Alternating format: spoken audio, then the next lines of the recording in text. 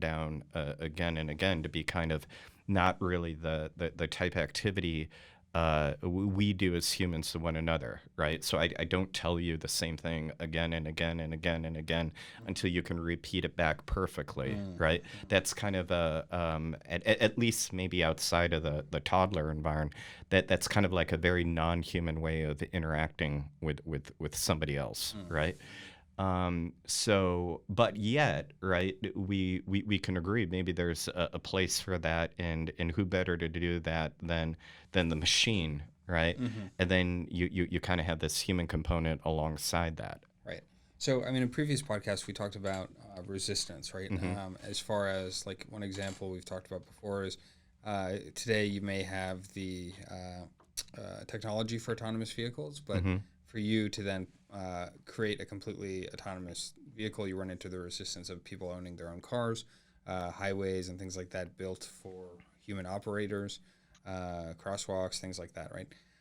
So a lot of those things are restrictive. So I guess one interesting way to think about it is, what are the restrictive elements today from, let's say you created a at your own pace type of education system. And by the way, I mean, you could, just one quick thing before we get into the resistance part, one argument may be, school is great because there is socialization, you've got recess, you've got these breaks within the day that allow you to then hang out with people of your own age. It also takes some of the pressure off of parents so that when they can go to work, they know that their children are being taken care of. And I think, you can almost look at college is kind of a similar thing, right? Your kid is sent for X amount of time. Some people commute every day. Some people don't.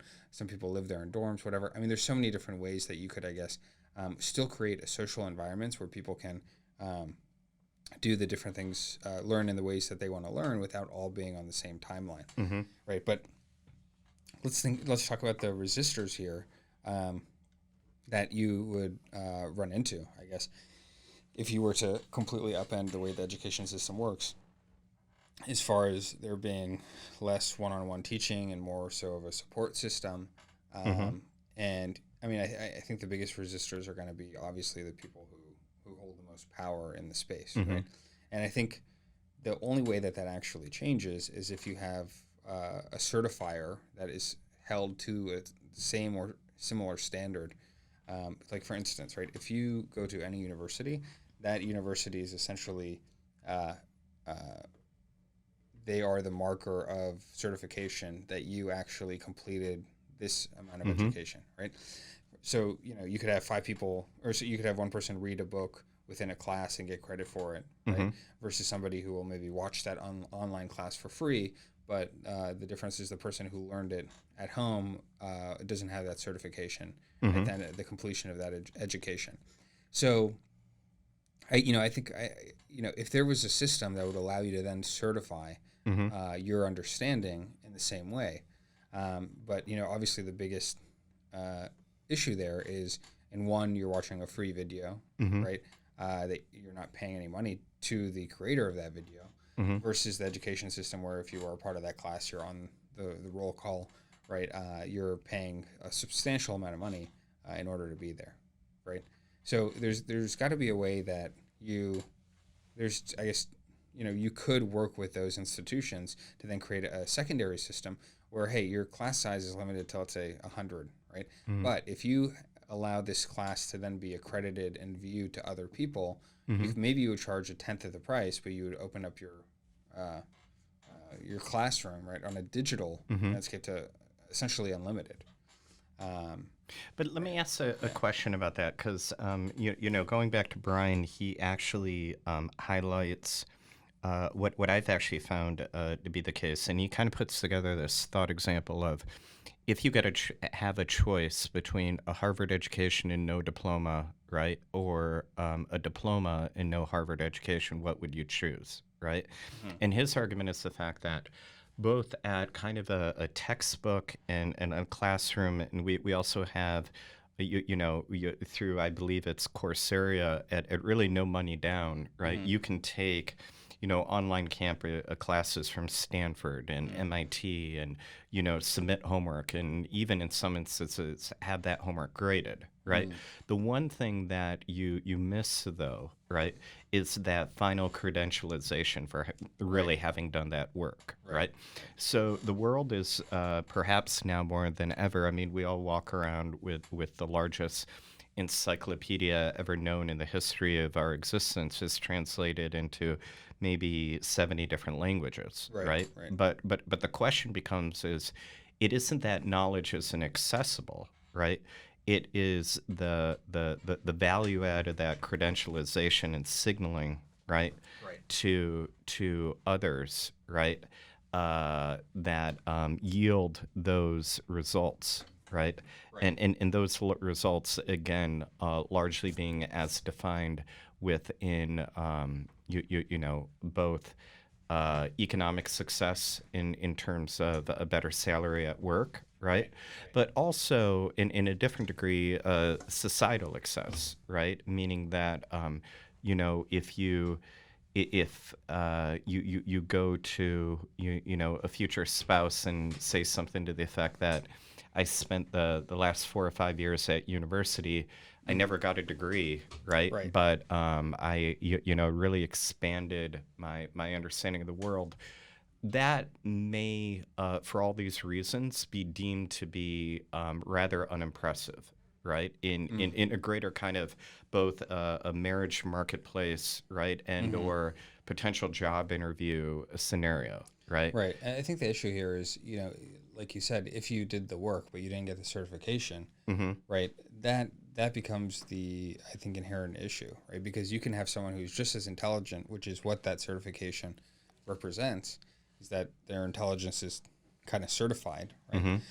But you won't be able to get that because you maybe did not initially get accepted and you learned online versus something else. So I guess what I'm saying is that's like an inherent issue that you see.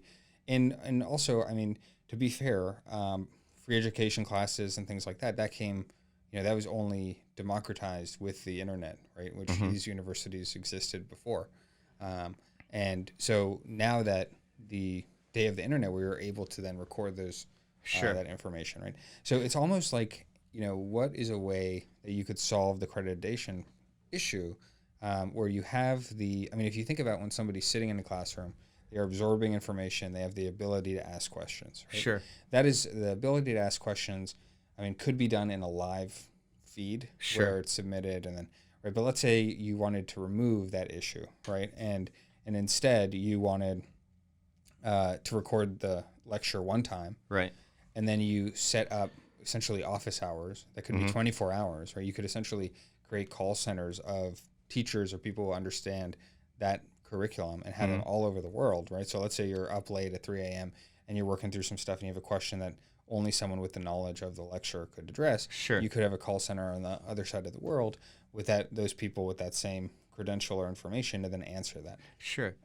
So I guess the main thing I think we're getting at here is there's an ability to improve the education system to make it more democratized. You're going to have resistance from the existing people who essentially run it today. But I think that's something that we see changing a lot now, right? I mean, we've seen what Tesla has done to the car industry. There's other cars makers like Ford, Porsche. They're making electric cars now, and they probably had the ability to do it long before Tesla did, right? But because of the pressure and the success of Tesla, now it's moving these kind of older institutions into that direction because really they have to, right? Before the pressure wasn't there in the same way, right? So I guess, so who's the most likely player to create a system like this that is authenticated? I don't know if it's done without maybe one of the kind of bigger tech companies, for instance. Or, like for instance, right, if you're a big employer, like if Amazon hires, I think, over 1 million people, right? Or Google, or hundreds or tens of thousands of people, right? Ideally, like they would be the ones that would then certify those education programs that would lead you to a job with them, right? And Google has already started this with certification of there's different classes you can take, and then you can turn around and get, a job, potentially in the six figures by learning through their online certification process, right? So, I mean, that's another interesting take, whereas, the certification issue, because when, let's say, Harvard certifies whatever degree it is, that's more of a general certification, right? Not depending on the major or the field that you're going in. But if the certifier themselves, like you've got these companies that have excess cash, they have the ability to do this from a technical know-how to the implementation, right? If they themselves then create their own schools, so that if you wanted to go and work at Amazon or whatever it is, you'd be taught actually in the way that you would be using it, which would potentially be more beneficial and helpful in the long run once you actually get into that position versus learning, a slew of other electives, which, the value there is negligible. And also helpful from their perspective as well. I mean, one of the open questions I always had, and I still want to go back to something you said originally, because I don't think the idea of the open university started with the internet, right? And I'll explain why, because I would say, and I think going back to Bryan, he actually mentions, I think you would actually be surprised how permeable, right, university campus, even at its highest levels, right, is to non-paying non-students, right? Meaning that one can usually sit in on any lecture and any class, right, up into including, right, sometimes depending on the size of the class, it may not matter, right? The general assumption by university professors is if somebody's name isn't on a roll, it's probably an administrative error. Right. And furthermore, if you go up to them and say, I want to sit in on this class, more likely than not, they're usually flattered, because people that really want to be there are beneficial to both both their ego and or the ideals of the classroom environment as opposed to otherwise. Right. And but so ultimately, what are you paying for with your tuition dollar? You're paying again for that certification, albeit in this instance generalist, right? That you won't get, right, with sitting in the classes otherwise.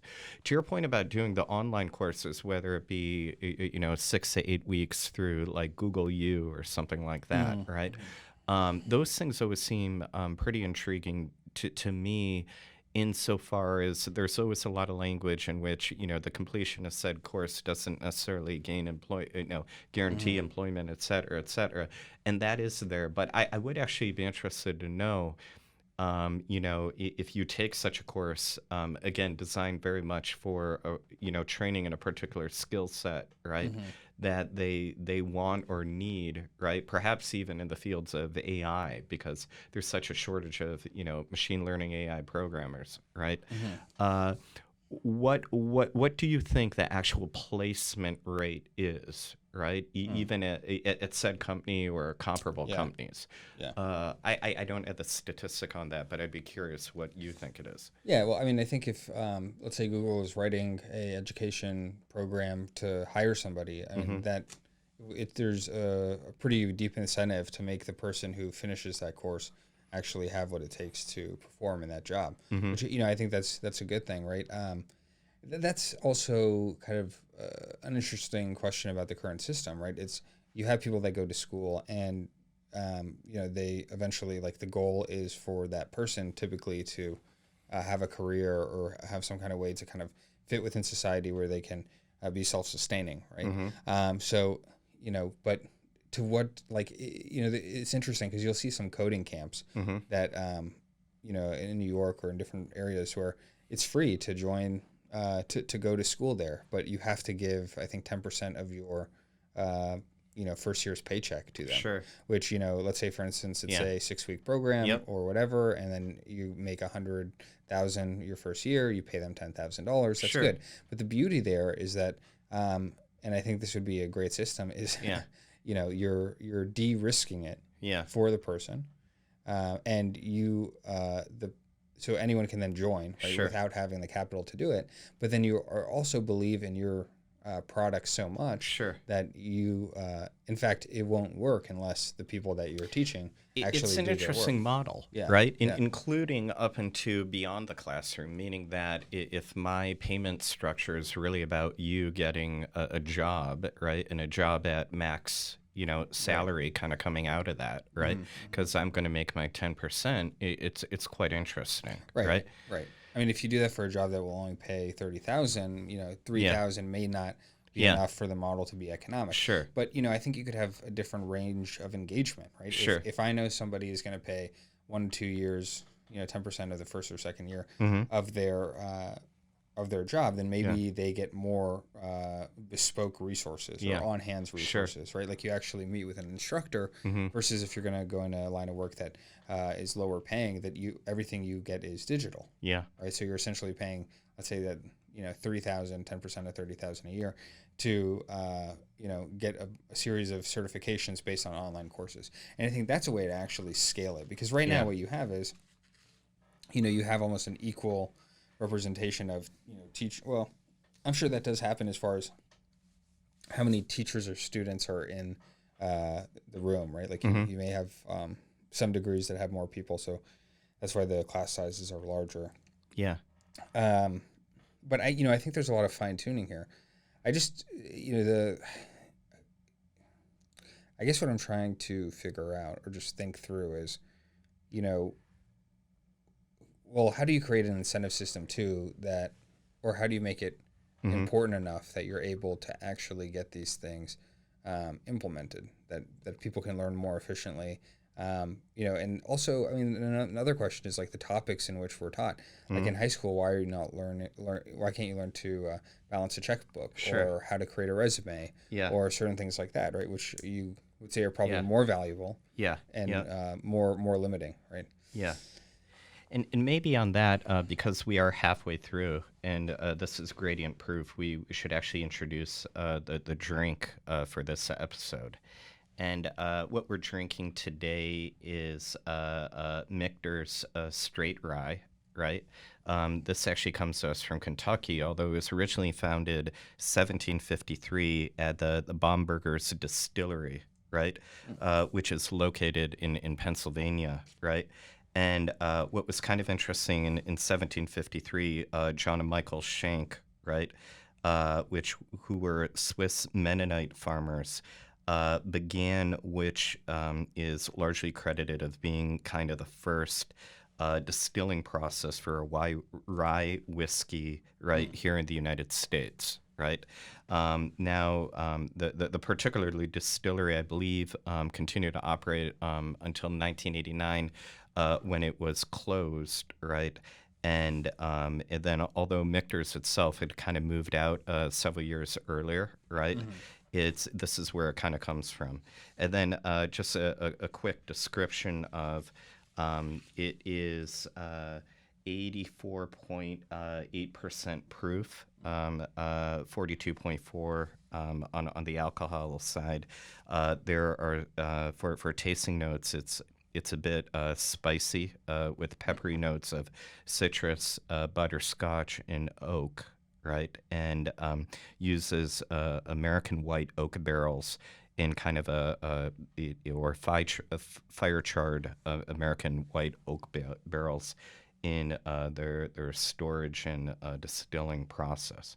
So Michter's Straight Rye is our proof of today, right? Yes. Yes, Yeah. that's great. Thanks for choosing great drinks throughout the episodes. No problem. It's nice to mix it up. And by the way, if any of our listeners want to recommend anything for us to drink on the show, we're certainly open to suggestions, right? And we also kind of encourage you to kind of drink along with us as well. Right, of course. Okay, perfect. I was looking up a little earlier. I don't know if this was true or not, but in some law, I think in Arizona, if you read 5 books on a subject, you'd legally be considered to have some kind of expertise in that. I'm not sure how true that is, but if you think of it as just in a concept, right? Let's say you would say the whole idea is wild, right? It doesn't make any sense. But then let's play devil's advocate and say, how many books do you need to read on any given subject to know enough about it to, I guess, be considered an expert, right? And you could say, none. It would have to be taught in a school setting or something like that. But if you really, anyone who's been through school, there's usually a book associated with the course, and you're typically reviewing the book, as you go through it. Sure. Right? So, I mean, this kind of addresses some of the issues we mentioned before. As far as being able to learn something quicker, right? And most people, once you leave high school, once you leave college, and you're out in the real world, if you have a career or business, whatever it is, and you learn more than your peers, then you'll have potentially an upper hand, in by having more knowledge on the issues and the problems you're addressing, right? So there's something there, I guess. The books themselves are these pieces of data. I think the good thing about a system where you can post like an interactive experience or metaverse type, AR, VR type of experience versus a book, right? Is you may be able to portray more information, demonstrate things with moving, with like moving images instead of kind of blank text, right? Sure. Which in certainly in some specific areas that would be more important or instructive. And by the way, if I could, real quickly, there have been some interesting studies that say that the human mind learns faster and retains more, I believe, in an AR format, right, over than either a VR format or a flat screen format, right? So that'll be kind of interesting to see where augmented reality continues to deploy into the marketplace and to the EdTech space more generally. How, if there are ways to further extend these, EdTech-enabled applications, right? Again, both accelerate the learning process and have greater success in transference more generally of a knowledge system into an individual. Right. One interesting thing that this all brings to mind is, if education systems are really important, right? You've got countries that are sending their people to better education systems so that they can learn and then bring that knowledge sometimes back to the countries that they originated from. And I think there's, with the, if there becomes a greater disparity, right? There's a disparity now between different countries, but if the disparity becomes so great, right? Like, where does that place us, right? You might look at, let's say you would consider the U.S. kind of a higher first world country, and then you'd go to another country that doesn't have a way to create its own resources, is essentially living in medieval times, right? But those countries never really overlap as far as trade or and things like that, right? But maybe there's a little bit of connection. But if you had one country that became exponentially more advanced than the other, and we've talked about this before with Brainchips, even within our own society, if somebody has access to the world and can access it right away versus someone who needs to flip through a book, there's going to be a totally different way that person, those people live in the world. Right? Before we get to Brainchips and just-in-time learning and all that, though, I actually wonder, to the earlier point where you talk about education systems and disparity of, right?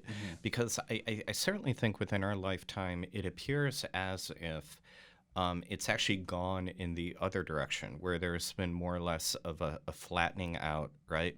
First of all, 25, 30 years ago, I think most would agree that with a few exceptions, right, the American university system was truly the greatest in the world.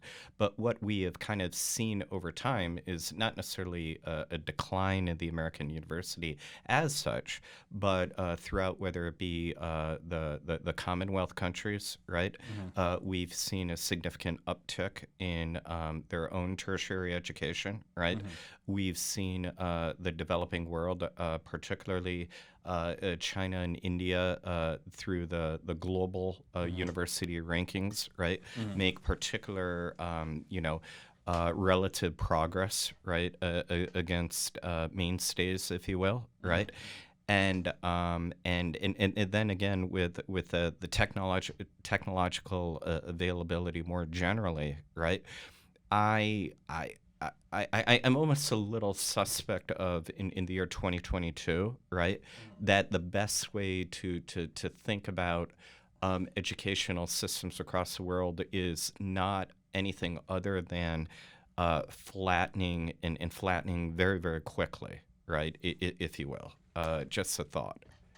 What do you mean by that? Meaning that the differential between um, the differential from an average U.S. school, right, and an average U.S. school in an increasing number of other places, again, Right. particularly at the university level, Right. right, Understood. I think is probably never been closer, right? Which again, when we talked about the emergence of the American university in a GI construct, right? I think most would agree at that time, Right. outside of maybe Oxford, Cambridge, right, Right. that was probably not, you know, maybe London School of Economics, et cetera, but kind of maybe a handful of select international schools, right? The gap between the U.S. University system, which is significantly different Right. Right. than it was today, Right. No, right? 100%. And I Yeah. think I think where that change becomes. I mean, they're probably run with similar systems. Mm-hmm. I mean, well, I guess what I'm trying to get at is if there is a new system for accelerated learning Mm-hmm. that could be adaptive, it could be democratized because anybody could access it. I think that's where you start to see a lot, a much quicker ascension in knowledge, right? Mm-hmm. And it could be that if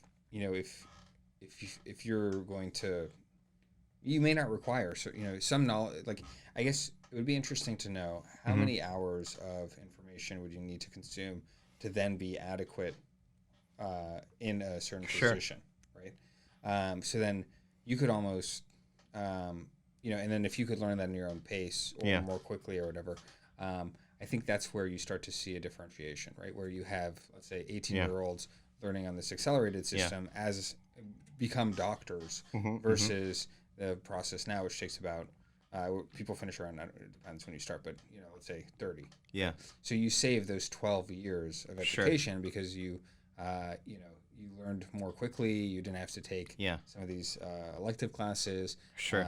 You were able to just, even with our current technology now, just in a more efficient way, learn more quickly. And I'm not saying everyone graduates Yeah. at 18, but best case scenario, you have doctors that start.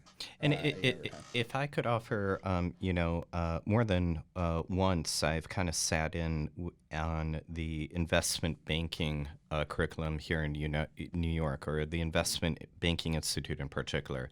This is basically a 5 or 6 week intensive program that you can basically take place on the weekends, and it kind of trains you in all the fundamentals of, whether it be valuation analysis, LBO models, right?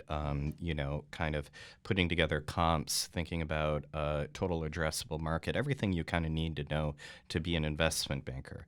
And what I always find most intriguing, right, is less so that certain undergraduates are also there, because the majority of the people there have either graduated or already working in finance, and they're trying to improve their skills, etc. But sometimes you also have students that are there that are 17, 18, or they're at high school level, right? Right. And to me, it becomes very interesting to sit there and think about, right? What would it mean, right, for a high schooler, right, to take a skills-based investment banking course, right, that is demonstrative of, certain people in the room even have the MBAs, right? People in the room work for Goldman, right? People in the room work for Barclays. People in the room have done this in some instances for 10 years or more, right? And you're sitting there as a 17-year-old, and you're kind of, you're acquiring, at least at a textbook level, right, a skill set, right, that's being taught in a very kind of professionalized setting, right? And And that to me is very interesting. Where when when I go back and reflect on my own education, I mean, I have 2.5 master's degrees, but even though I'm in finance now, I think to myself, what boy, I should have done a CFA, right, while I was in graduate school, right. And inversely, although I think the CFA distinction itself has a certain professionalization component where you had to work for so many years, right? There's really nothing stopping one of those 17 or 18-year-olds, right, who is, again, sitting in an investment banking institute, professionalized course training paradigm, right? From basically knocking that out before they're 20 years old. They could have a level 3 designation, right? As they in fact go into university. Then the question becomes is, do you really need to go into university at all, right? Or in fact, do you have a basic skill set that, for lack of a better frame, you could already be good to go to kind of start at Goldman if you wanted, right? No, I mean, what you said is kind of triggered, building upon a previous point. So we were talking about certification before, right? And I think what's interesting about certification is, well, first you ask just the basic principle, why is that required, right? Certification is required because it instills some kind of confidence in the person who's hiring you that you actually have this experience or history and just the basic understanding of the principles of the work that you're going to do, right? But for instance, like if you were an entrepreneur, there's no certification, right? There's the results of your business, it's how it operates and its ability to grow and how you and what value you bring to the people that will trade money for your offerings, right? Which is kind of interesting. So it's like if there was essentially the biggest barriers here are not knowledge itself, but really the people that were to hire you the first time. Sure. Because the second you're hired for that first job, and let's say you've committed a couple of years there, you've learned a lot of on-hand experience, and the next time you apply somewhere else, if you ever do, they're going to be looking at your education, I'm sure. But I think what more importantly, they'll look at where you've worked before and work off of those references. Right. So that's kind of an interesting conundrum, right? It's like you need to get past that first hire, right? Or do something that's so, like, let's say, for instance, you learned a lot about investment banking. You were able to then raise funds to then do some kind of, substantial or impressive kind of transaction or something. And that in itself could be your, your certification. Sure. Right. Like if you had your own, like, let's say hedge fund or whatever, or like even you're just investing your own money and you could categorically show that you've, grown it at an exponential rate or something. And you sounded educated enough that you knew what you were talking about. That could be enough. Your hope would just be able to get that interview to then demonstrate that, which the resume is kind of that, unless there's some form of nepotism baked in, that's the resume is kind of the thing that opens the door there. Sure. And that's where that certification becomes important, right? No, absolutely. Interesting. Well, to that point is, usually in these podcasts, we like to talk about AI, we talk about technology, but you also mentioned the word entrepreneurship, right? And when we think about entrepreneurship and the university system in particular, right? Albeit we could also talk about it at the secondary level. How we kind of talked about the idea of a degree kind of showing, or at least Bryan Caplan talks about this idea that a degree shows the ability to quote unquote be a conformist, right? To basically play ball, color within the lines, right? Conduct oneself within the system. Right. And he makes the argument that this signals to employers, right, that there is a certain manner by which this possible hire is going to be able to conduct themselves, right? Because the degree kind of signals to that, right? But what becomes interesting is to look at this whole educational process from the perspective of entrepreneurship and or being an entrepreneur, right? And maybe we can think about that a little bit, because the entrepreneurial path, right, more often than not carries within it certain dimensions of literally non-conformity, right? Right. And that nonconformity can be expressed in a number of different ways, Right. right?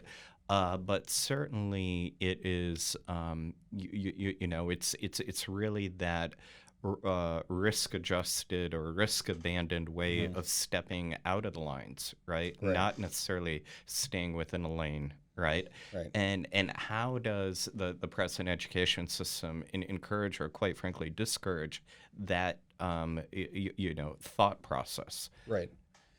No, I think it's an interesting point. So, I mean, if you think about entrepreneurship, really one of the biggest things that may differentiate it from being, an employee is the level of risk you then take on, right? You could very well say that they're risky, but just in different ways. But if you're launching a product and it's diversified, or you're creating a system that's more efficient, or you're reaching out to clients that have never heard from you, or working essentially to create new systems.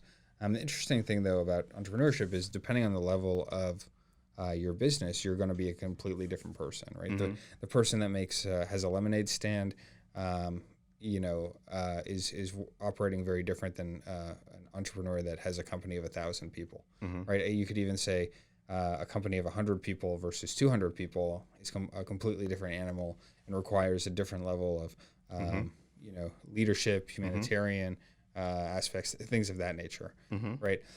So I think that's one thing to also kind of keep in mind is that like you said earlier, when you're going to school, to some degree, you're conforming to the system there, right? It's you're being pushed through like a assembly line, that's kind of broken up on the things you learn, the tests you take, and a lot of those things remain to a big degree kind of standardized. And the issue becomes is even entrepreneurs in different fields are going to have different outlooks and views on certain systems. Mm-hmm. So and I think it may be that somebody gets in a certain line of work because they have some family history there, or they develop some kind of hobby outside, right? But no matter where you end up in the workforce, it seems like the specialization really starts to happen in college, right? You may be able to take some electives in high school if your high school allows that, but this idea of conforming. That really makes you a good employee, right? Because an entrepreneur that takes risks on many different levels, one way to de-risk a lot of the situations is to put an employee that does one certain thing with certain levels of expectation, but kind of stays in their lane. So then they can move on to then build another part of the machine, which is the company. Mm-hmm. Right? So, you don't want a call center person who's there to support the customer start to sell them on other products potentially, right? Sure. That may be a conflict of interest, or there may be a different sales team that you want selling but not necessarily doing the support, right? Mm-hmm. So, I guess I don't know if I want to say that to be an entrepreneur you have to non-conform or you have to rebel. Mm-hmm. I think it's more so just how you approach risk. Sure. And well, let me ask this question. Yeah. When you think about, let me ask: can entrepreneurship be taught, and if so, how effectively? Right. And I think particularly, I think starting at the 6th or 7th grade level, you have kind of like junior achievement, right? Okay. And then at high school, you have the availability of high school, programs. And then I'm not really sure what happens at the undergraduate level more generally in the United States, but I do know that, for example, when you go to various business schools, right, there is usually some sort of, foundation or building or Right. program of entrepreneurship, more often than not as being, a benefactor back to said business school, right? Right. That he or she went in a strong entrepreneurial direction, right? Right. And kind of put that there. And kind of at one level, I'm skeptical as to the manner by which some of these programs are successful. Yet, right, when I look at it from a different perspective, right, when we think about what is kind of the education project, right? In terms of signaling and struggling with transference and thinking about the human capital equation, right? I actually wonder if there's a certain measure by which these could actually produce more ROI to an appointed aim, right, than a lot of other departments on campus, right? Meaning that if the goal... Wait, there's more. To listen to the next part of this episode, please follow the platform catalog.